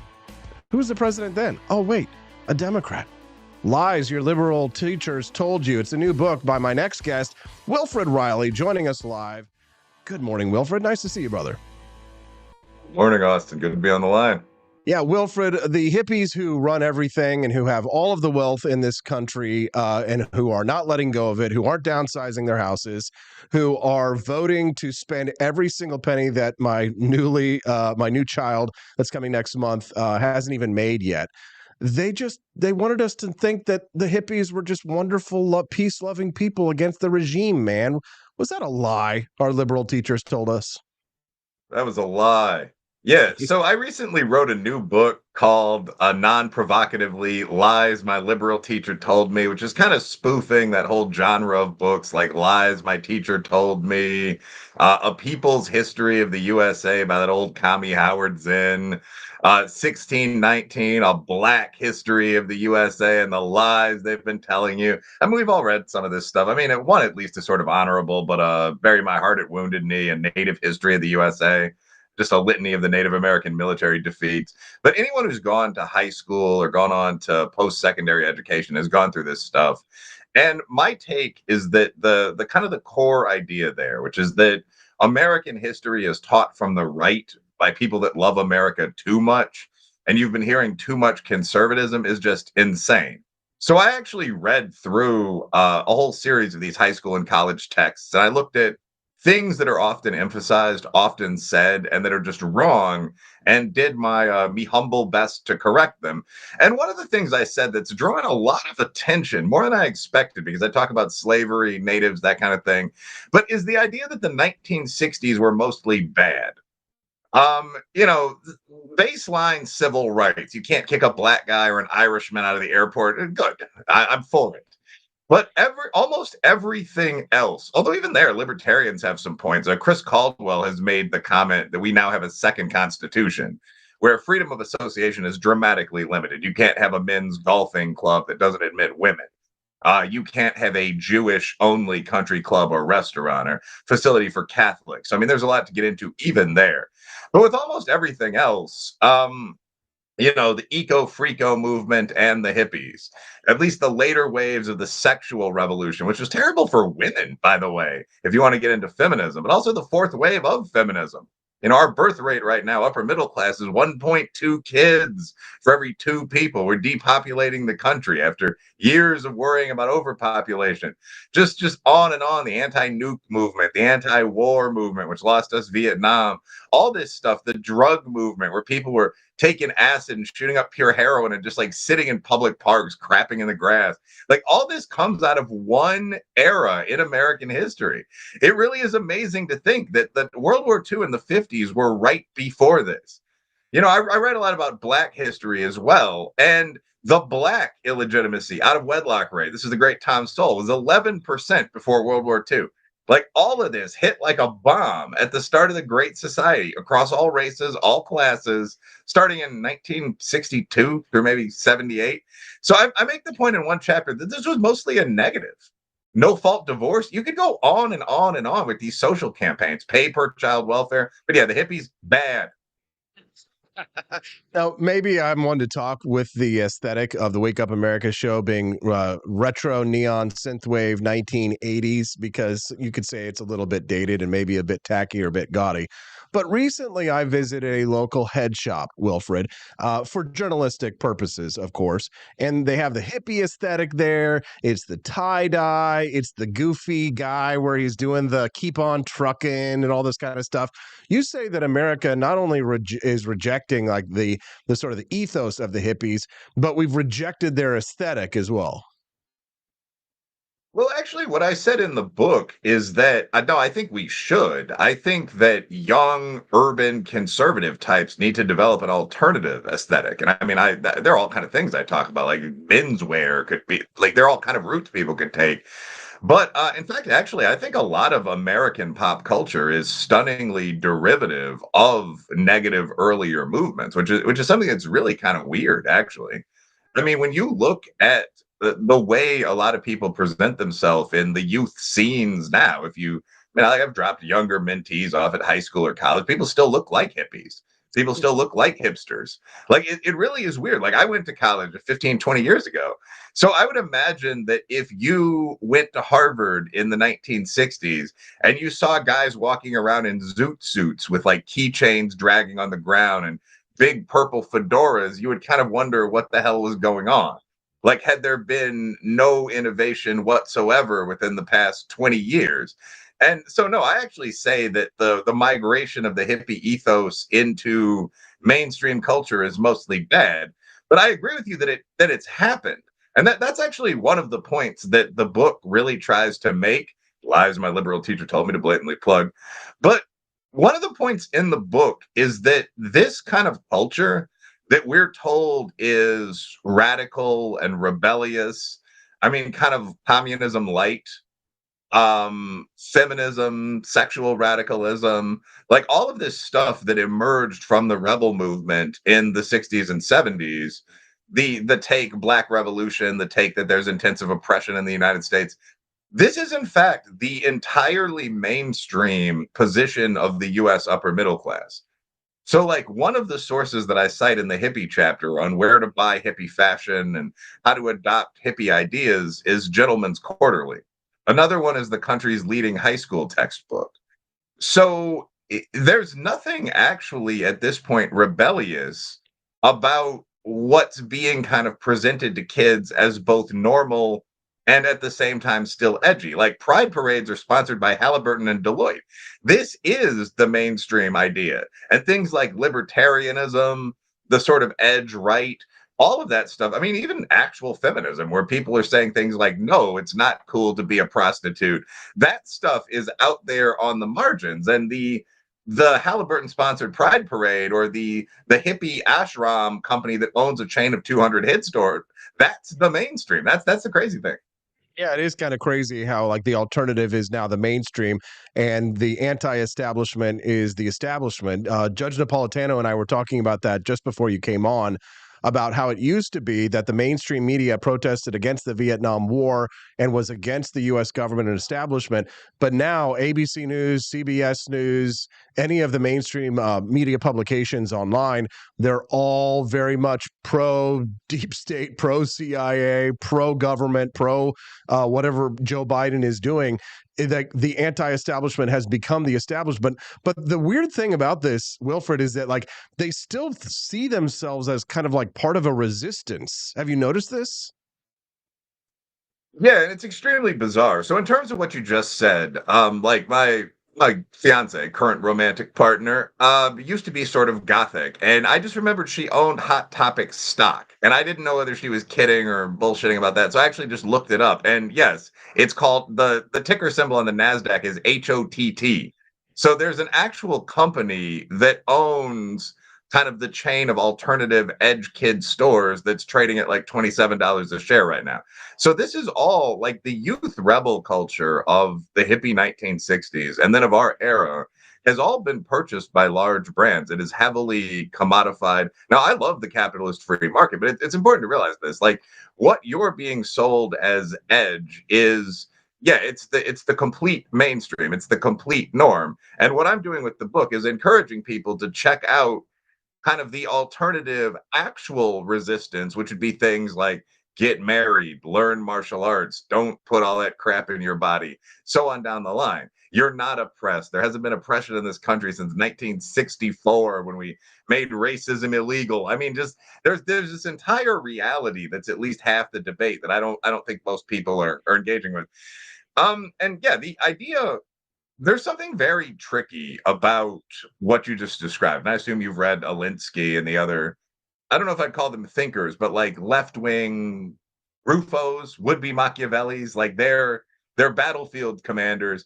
But Alinsky very definitely advised this. I mean, the tactic, Breitbart took it from him on the right. But the tactic where you completely take charge of a system, and at the same time, while you're running the system, keep describing your group as kind of lucky, scrappy rebels that may have had success one time, but that are in constant danger from your enemies around you. And you see this in every political process once you recognize the technique when you watch the USA. Every election could be the last election, right? When if the people from the hinterlands are going to come roaring back. It's the most important vote of our lives. If Trump wins, democracy dies. I actually on Twitter and Facebook the other day just asked, how the bleep family show would that happen? Like, what do you think that the Congress is going to just abolish itself? The Supreme Court's going to go along with this? NATO is going to keep honoring treaties? Like, how would that occur? And nobody answered. People said things like, well, he's already tried it, you pompous fool. He already almost took over once. But yeah, the idea of the resistor, AOC, for example, has the resistance blue wave in her Twitter profile handle. The idea of someone being a resistor while being a sitting two-term congresswoman is very emblematic of the time that we're living in. Yeah, it reminds me a little bit of like every time there's a new Star Wars movie, somehow the rebels are undermanned, and even though they blew up the Death Star in the last movie, they're on the run again, and the Empire has returned, and everybody's the people are in charge again, and they have to fight again to rebuild, to blow up the Death Star a second time. But that's an interesting way of looking at it. Let me just reset very briefly because we've got quite a few people tuning into the Wake Up America show. They might not know who we are. I'm Austin Peterson. I'm speaking to Professor Wilfred Riley. He's written a book called Lies Your Liberal Teacher Told You. And we're talking to him a little bit today about his book, Lies My Liberal Teacher Told Me, debunking the false narratives, defining America's school curricula. And we went through a little bit about the era of Haight-Ashbury and the hippies and how that culture, that what was counterculture has now become mainstream culture. Wilfred, what are some other lies that our liberal teachers told us in school? I go through a whole bunch of these. I go through a lot of my books are taking 8 or 10 things that I've written about at essay length before and expanding on them and kind of throwing some methodology in there and saying, well, this is a set of problems that we need to analyze and work through. So, I mean, I have Hate Crime Hoax that looked at these sort of race frauds. I have Taboo that looked at kind of 10 major stories in society, Black Lives Matter and so on, that just weren't real. This book, I mean, well, lie number one is sort of true slavery was unique to the United States. That's something that's constantly emphasized. I mean, the 1619 Project's argument is that chattel slavery sort of defines America. It produced everything, if you quote Nicole Hannah-Jones, that's unique about this country. It was a system of slavery unlike anything that had existed before. And I mean, I point out that that's empirically nonsensical. I mean, there were systems of slavery throughout the millennia far harsher than what we had. I mean, in ancient Rome, I mean, there's a famous movie called Gladiator. If you were a captured warrior, you could literally be made to fight to the death against tigers and elephants and this sort of thing. So that's just empirically inaccurate. It's not even debatable. The word slave, I found out at one point, seems to be one of the 20 or 30 oldest human words, in fact. I mean, there's a Sumerian glyph for slave. And the word literally means defeated warrior. It's the word for man from the mountains with a piece of symbology to the side that looks kind of like a shackle. But it's just sort of means, the great Akkadian cities on the plain fought the smaller cities on the hillside. And when the people from the hillside lost, they got an unwanted chance to develop their agricultural and boat rowing skills. Like the concept dates back to that point. By the way, the hieroglyphic languages are fascinating because you can really see what concepts originally meant in the human mind. So, I mean, the symbol for money is the symbol for marriage is literally like bag of money plus vagina. I mean, it's very much the idea that you are trading sex and civilization for resources and protection. And I think most couples don't like admitting that today, but totally letting that get out of the equation is almost certainly a recipe for divorce. Like both parties are probably going to end up at some point providing all of those things. And so on down the line. Opportunity in the Chinese language is like fire, a sword, and a smart guy. The first king was a lucky soldier, so on. But anyway, getting back to the point. So slavery is a chapter. The chapter with the most amusing title is probably the lie being discussed is Native Americans were peaceful people who spent all day in dancing and making love.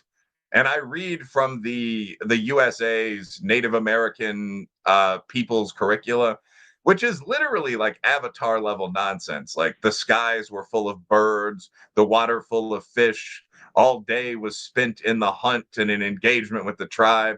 And I contrast that with what we've actually found when we excavate Aztec cities and Iroquois villages, which is these warrior peoples that had certainly beautiful poetry and were honorable in battle, but who also ate each other quite frequently. I mean, like the Native Americans evolved not necessarily very much physically, but evolved culturally separately from the rest of the world. So a lot of practices like ritual sacrifice that had been abolished due to outside pressure everywhere in the old world continued. And they reached levels of scale that didn't exist elsewhere. So, I mean, the Aztecs sacrificed something like 50,000 people in their largest festivals every year. And it's important to think about what that would mean when you consider why the conquistadors and their native allies were enemies were so brutal to them.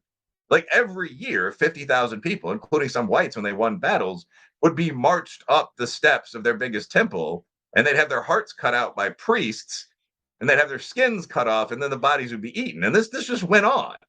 So, like, if you lost a battle to them, if you were a Spaniard or a Tlaxcalan, like, you'd be retreating on your horse, and you'd see your prisoners marching toward the temple, and you'd see them lighting the fires. And you know what that would mean. So this is something I discuss in some detail in the lies, last line.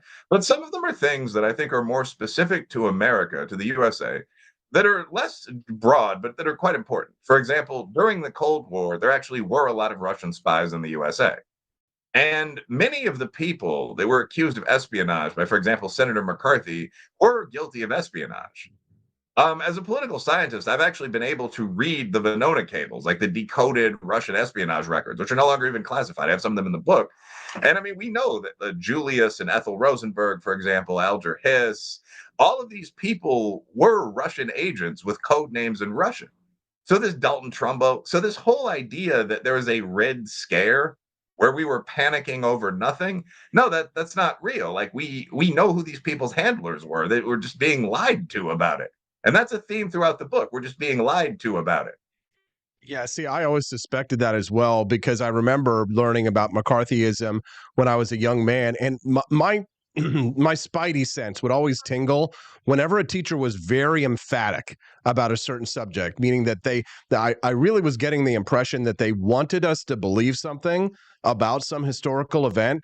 That was when I was like, my bullshit detector started to go off, and I would go do my own homework on something, whether it was McCarthyism or slavery in the United States.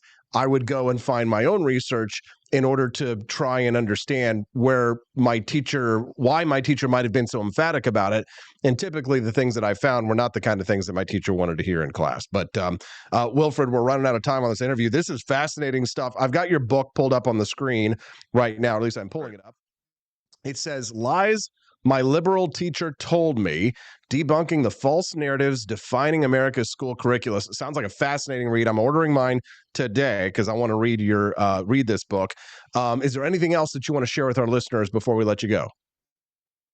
Well, why not get even more controversial? I mean, what you just said, like a lot of the things that your teacher sort of sotto voice tells you, you just suspect aren't true. That kept being the case throughout the book. I mean, one example, 2 of the 4 people that killed Emmett Till were black.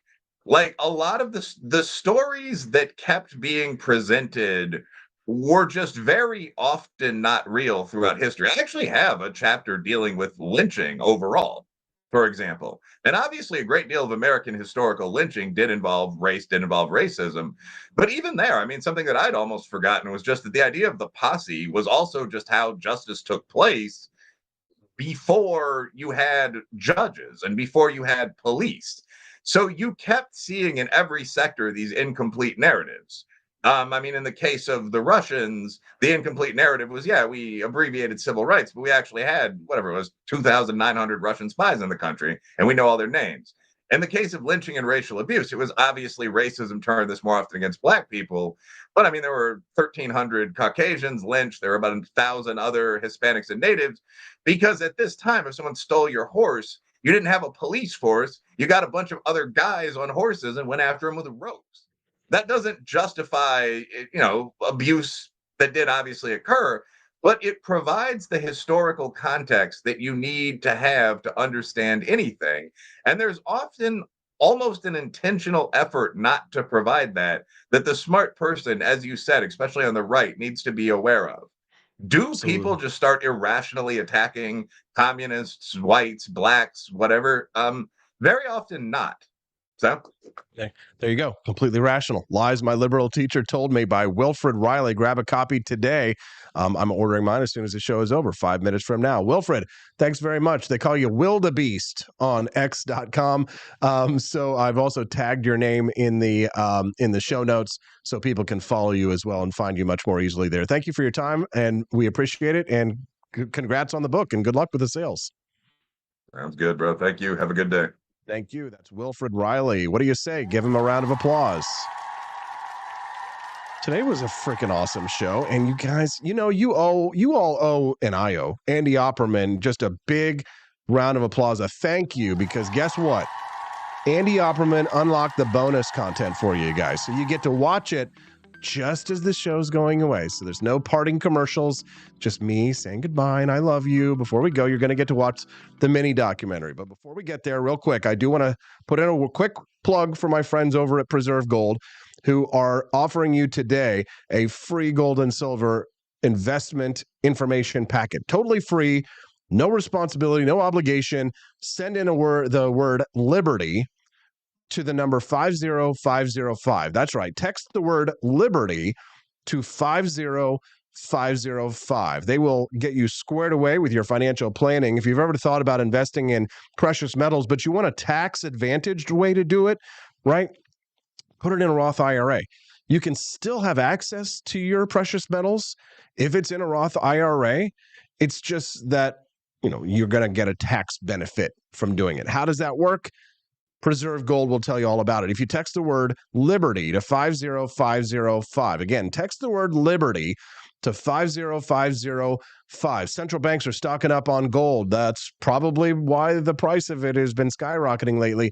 Get yours today by texting the word Liberty to 50505. Enjoy that little bonus content mini documentary that Andy Opperman unlocked for you. And I'll see you guys here tomorrow on the Wake Up America show at wakeupamericashow.com. Bye, guys. Wake Up America show bonus content is looking at political and economic concepts that are changing the rule. What is the Pareto principle, aka the Pareto rule or 80-20 rule? Welcome to our video on the Pareto principle, also known as the 80-20th rule. This principle specifies that 80% of consequences come from 20% of the causes, highlighting an unequal relationship between inputs and outputs. Named after economist Vilfredo Pareto, the Pareto principle serves as a reminder that not all things are equal. This concept illustrates that a smaller portion often leads to the majority of results, hence the 80-20 rule. The principle was developed by Pareto in 1906 and later dubbed the Pareto principle by Joseph M. Juran in the 1940s. Pareto observed that 80% of Italy's land was owned by 20% of the population, a pattern he noticed in other countries as well. The Pareto principle can be applied in various fields like manufacturing, management, and human resources. For example, 20% of a company's staff might drive 80% of its profits, making this principle useful for client service-based businesses. On a personal level, the principle is often used for time management. By focusing on the most important tasks, you can achieve 80% of your work-related output from just 20% of your time. Advisors using the Pareto principle have noticed improvements in time management, productivity, and overall client satisfaction, making it an effective tool in advisory practices. However, the principle can be difficult to implement. It suggests that advisors should focus 80% of their time on the top 20% of clients, but human nature often leads to a more even distribution of effort. There are practical advantages to applying the Pareto principle. For instance, if 20% of design flaws cause 80% of car crashes, fixing those flaws becomes a priority, making it a useful guide for resource allocation. On the flip side, the Pareto principle is based on anecdotal evidence, not scientific analysis. This means the 80-20th split may not always hold true and should be considered more of an observation.